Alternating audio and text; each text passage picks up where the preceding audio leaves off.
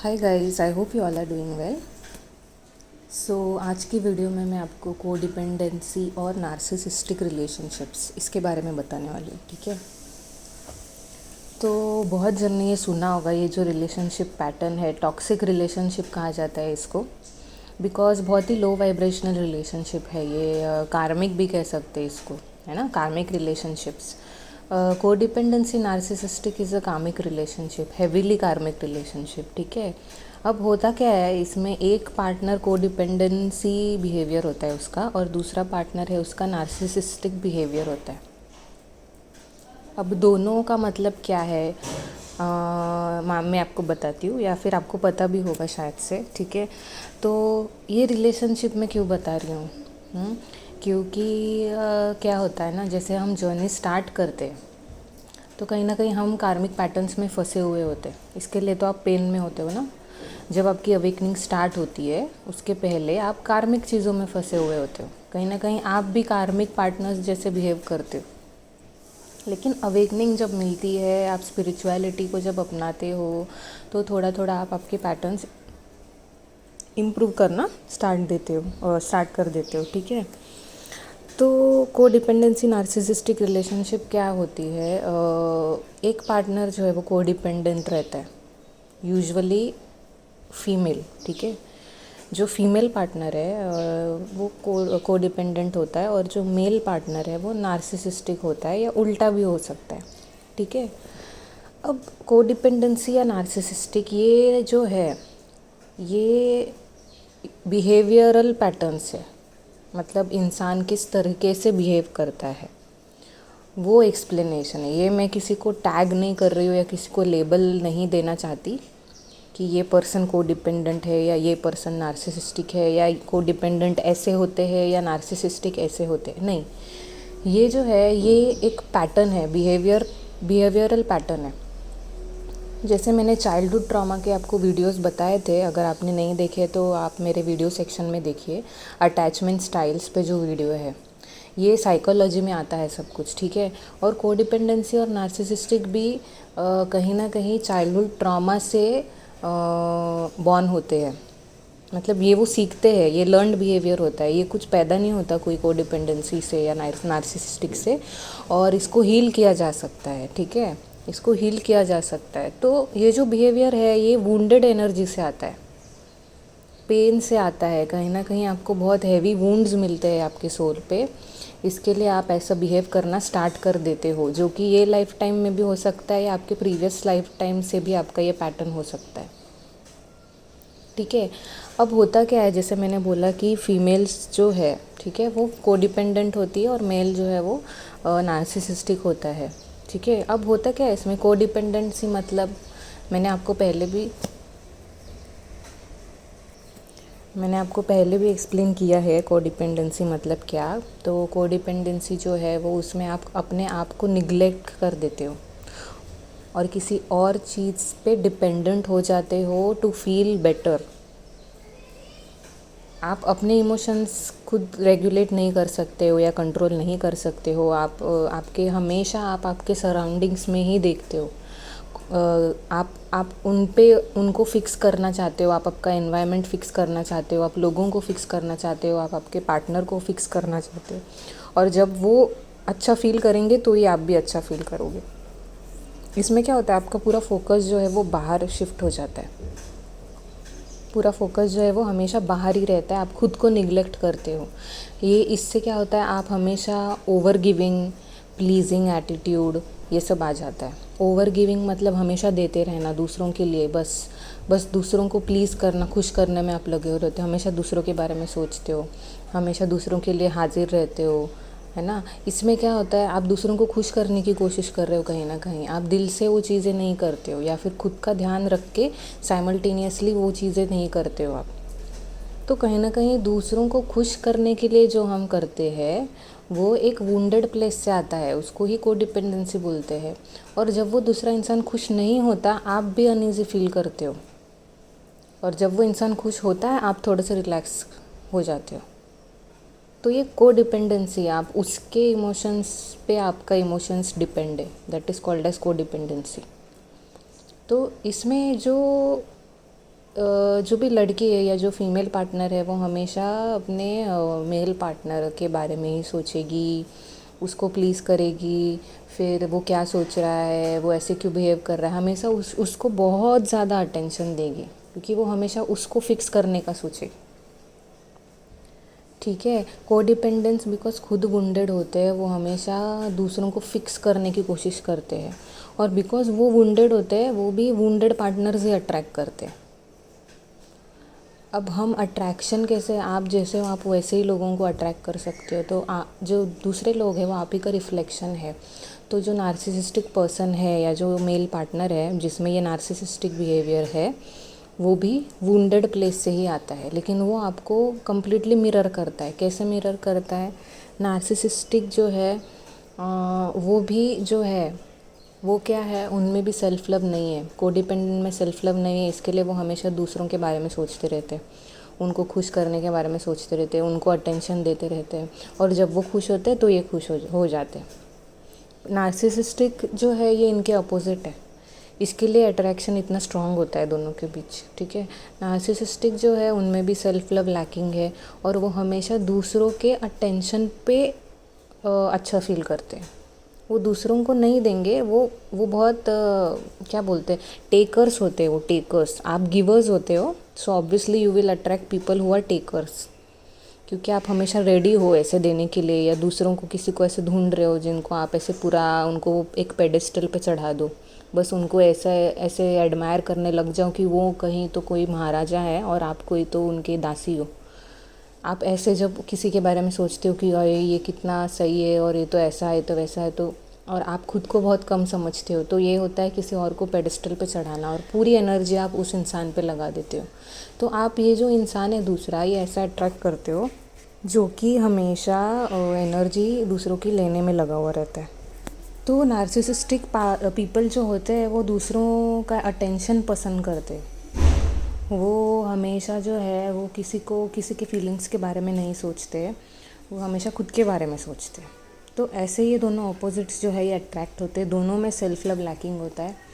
ठीक है। दोनों जो है वो वुंडेड एनर्जी से आते हैं, और इसके लिए अट्रैक्शन इतना स्ट्रांग होता है। So wounded person will attract another wounded person. ठीक है। तो जब तक आप इसमें से कोई एक इंसान ना हील नहीं हो जाता है ना, तब तक ये पैटर्न चलता ही रहेगा। और इसी में ही होता है पुश एंड पुल डायनामिक, जो बिल्कुल सेम होता है ट्विन फ्लेम रिलेशनशिप के रनर एंड चेजर डायनामिक से।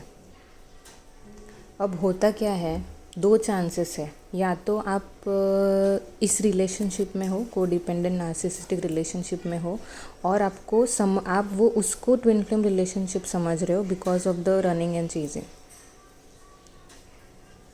ठीक है। और या तो आप ट्विन फ्लेम रिलेशनशिप में हो और आप ये पैटर्न को हील कर रहे हो, कोडिपेंडेंसी नार्सिसिस्टिक, दोनों में से कोई भी चीज़ हो सकती है।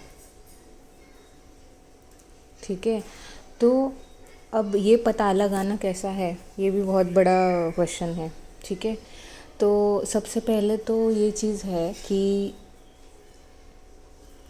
आपको ये समझना है कि दोनों पार्टनर्स हैं, ठीक है, ये दोनों पार्टनर्स जो है वो वुंडेड है, wounded negative vibration, low vibration में ये दोनों स्टक है, क्योंकि कहीं ना कहीं को डिपेंडेंट पर्सन दूसरे को ज़्यादा इम्पोर्टेंस दे रहा है, हमेशा उसके बारे में सोच रहा है, हमेशा उसको प्लीज़ करने में लगा हुआ है। ठीक है।